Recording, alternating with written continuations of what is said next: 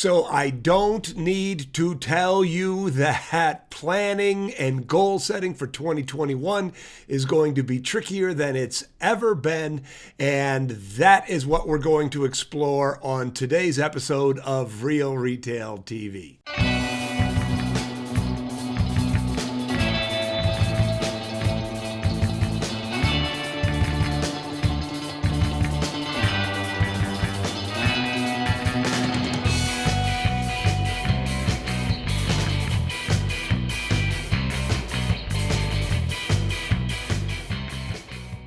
Hi, I'm Bob Nagin, and this episode of Real Retail TV is all about thinking about goal setting because it's going to be trickier than it's ever been before, right? Typically, when you start to plan your year, you start to think about sales goals. That's the primary driving goal of most independent retailers I know. So if you're a $700,000 a year business, you set a goal that's, I don't know, 750, 800,000. If you're a $5 million a year business, you ask yourself, how am I going to get to 6, 10? How am I going to get to 11, 12, or 13? But we start by saying, where do I want to be? And then we try to work backwards. The problem is, as you know, is that this year, 2021, is going to be like none other. Well, it could be argued that 2020 was like none other, but it's going to be incredibly difficult to set numerical goals. And so what I'm going to suggest to you today is that for 2021, you move away from numeric goals and start to think about process goals. Think about this for a moment. The first thing I want to share and to talk about as part of this conversation is to think about 2021 as two parts. The first part is pandemic, and the second part is post-pandemic. And we don't know how long this pandemic is going to last. As I've been saying all along, the end is not near, but it is in sight. And we don't know what is going to the first 2 quarters, even the first 3 quarters are going to be like. We don't know what the coronavirus has in mind, if a coronavirus has a mind. So we don't know. So rather than saying, I'm going to do this amount of dollar volume, I'm asking you to think of it a little differently. Because if you start to think about numeric goals when everything is uncertain, one of two things tends to happen. One is if you crush your goals almost become meaningless, right? If you had planned to do, let's just say $1 million in the first 2 quarters, and you take everything that you've learned in 2020 and applied it, and things work well, and you do $1.5 million, that million doesn't drive you anymore. Conversely, if you say you're going to do $1 million and you only do $500,000 because of circumstances outside of your control, that number becomes incredibly demotivating. So I'm asking you to move away from numbers and to start thinking about the things that you can control. To start thinking about the person and the business that you can become. And I want you to think about 2 parts. Again, pandemic and post-pandemic. And I'd like you to think about the things you do in the beginning of the year are the things you are doing to set you up for big success post-pandemic. All of the economists are saying that when this pandemic is brought under control, our economy is going to go crazy.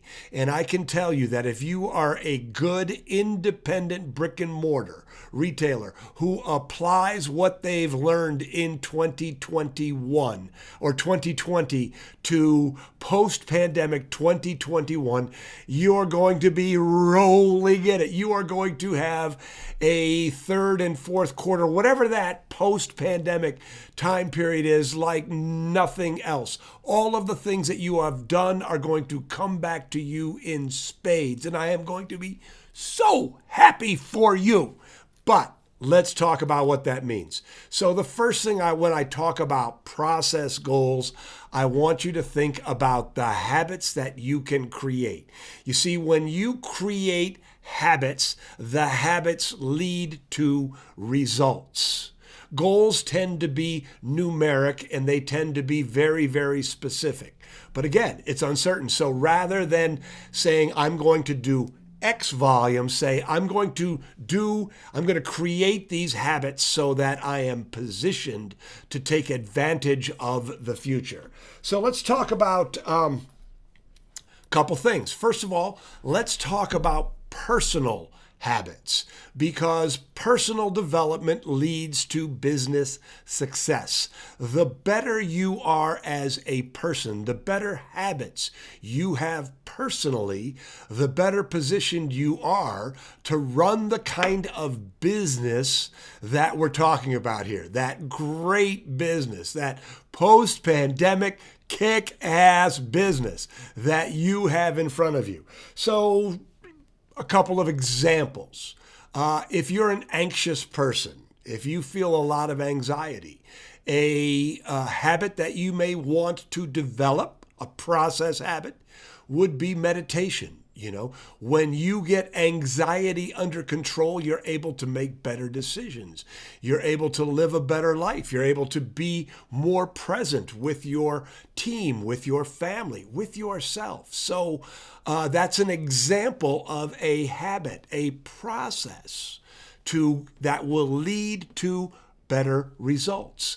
If you don't have the energy you need to run the business that you know you deserve, or to live the life that you deserve, you may want to create an exercise habit. You may want to figure out other habits that will make you healthier and give you more energy. So personal habits are one of the ways that you build a better business, because again, personal development will lead to business development. So ask yourself, what habits do I need to create, or what bad habits do I need to drop to become the kind of person who is prepared to take advantage of the wonderful opportunities that are right around the corner? Second kind of habits are your professional habits. Examples of professional habits are books. Do you read professional development books?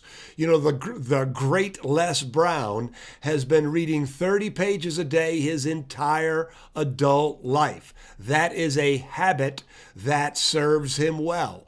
If you have the Retail Mastery System, and you do have the Retail Mastery System, right? Spending some time every morning, even just 10 minutes, spending some time with your Retail Mastery System. Maybe it's when you're in the car. Maybe it's when you're exercising. Maybe it's just sitting down and taking notes and watching some videos. These are habits that will serve you well. Again, it's a process that will position you for great success when everything starts to change. And, so it's interesting because, I've shared that on these Real Retail TVs that my best habit is journaling. And whenever I complete a journal, I go back and reread the journal that I have, that I've just finished. And one of the notes that I made to myself is, I need to get better at getting better.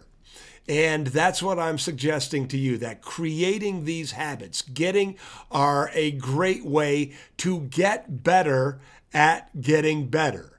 That creating these habits are going to make you the kind of person that deserves, or that can manifest the success that you've deserved. The third kind of habits that I'm sharing with you are what I call cultural habits. And Seth Godin defines culture as people like us doing things this way. And I'd like you to think about, what do you need your team to do? What habits do they need to be in for you to have a stress-free, nominally stress-free business, for your customers to get the kind of service they deserve when they go into your store?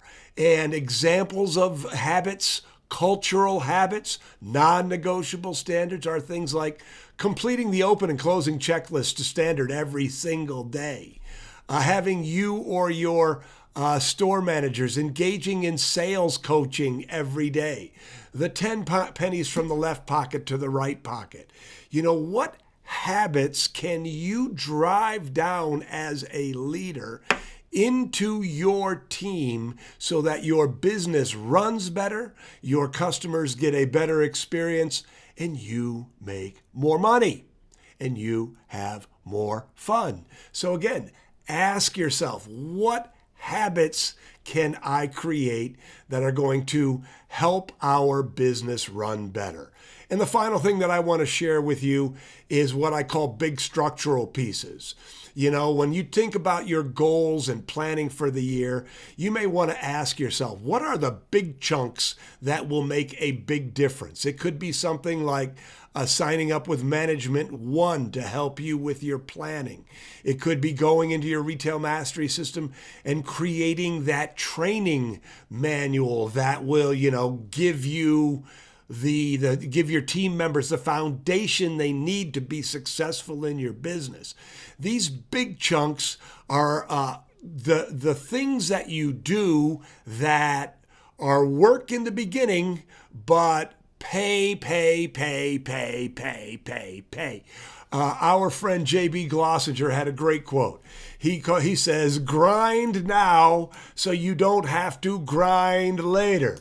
If you create a training manual and make it a habit of making sure that everybody stays accountable to the non-negotiable standards that you've set, you do the work in the beginning, you create the culture, you create the habits, and everything works easier. Grind now so you don't have to grind later.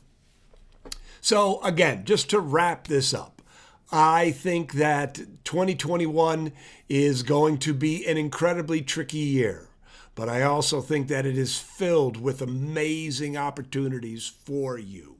And I'd rather, somebody who cares about you, I'd rather see you focus on process in the beginning of this year and really through all of 2021 than to focus on the numbers. Yes, you need to make enough money to survive, but really with the opportunities that are going to be there in late 2021 and beyond, I'm suggesting that your energy and your creativity and your passion should be put towards creating the foundation, the habits that you and your team and your business needs to go out there and, when this pandemic is done, to be positioned to absolutely kick some ass.